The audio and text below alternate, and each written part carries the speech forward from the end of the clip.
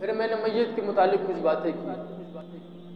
پھر اس میں ایک بات میں نے یہ بھی کہا تھا کہ کوشش کرو اپنے مردوں کو علماء سے سیکھ کر خود غسل دو، کیونکہ مردے کے اندر طرح طرح کے عیب ظاہر ہوتے ہیں، اس کو چھپانا کیا ہے؟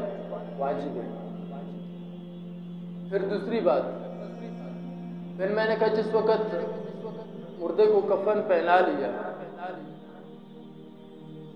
اب جنازہ پڑھ لیا گیا، اب جنازے کے بعد جب قبرستان جاتے ہیں تو پھر وہاں دوبارہ مردے کا چہرہ کھول کر اس کا چہرہ دیکھتے ہیں کفن کھول کر. اب یہ دوبارہ چہرہ دیکھنا یہ صحیح نہیں ہے. سمجھے میری بات آپ کو؟ اس سے بھی علماء کیا کرتے ہیں؟ منع کرتے ہیں، یہ بھی صحیح نہیں. اور پھر مردے کے اوپر قرآن پاک والی چادر ڈالی جاتی ہے، آیت الکرسی یا شرک والا ہے. یہ میں نے آپ کو بتایا تھا کہ یہ بالکل کیا ہے؟ حرام ہے.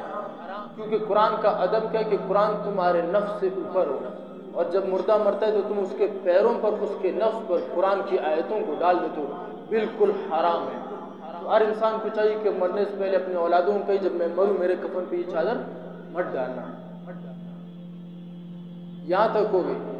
پھر ایک بات رہ گئی تھی، وہ بات یہ ہے جب کوئی عورت مر جاتا ہے، اب عورت کے جنازے کا حکم یہ کہ اس کو مکمل چھپاؤ کسی ایسے بڑے کپڑے میں تاکہ عورت کی چارپائی کیا ہو جب مکمل چھپ جائے.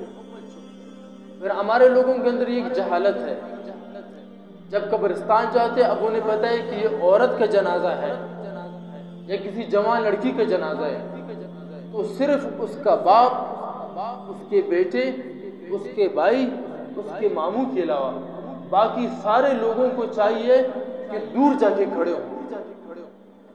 یہ بھی اس عورت کے سر پہ کھڑے ہیں، دیکھ رہے ہیں عورت کو. یہ تمہارے لیے جائز نہیں ہے. اگر تمہاری ماں ہے یا تمہاری بہن یا تمہاری بیٹی، جب چارپائی رکھ لیا اعلان کرو کہ بھائی جتنے بھی غیر محرم مرد ہیں سارے دور چلے جائیں.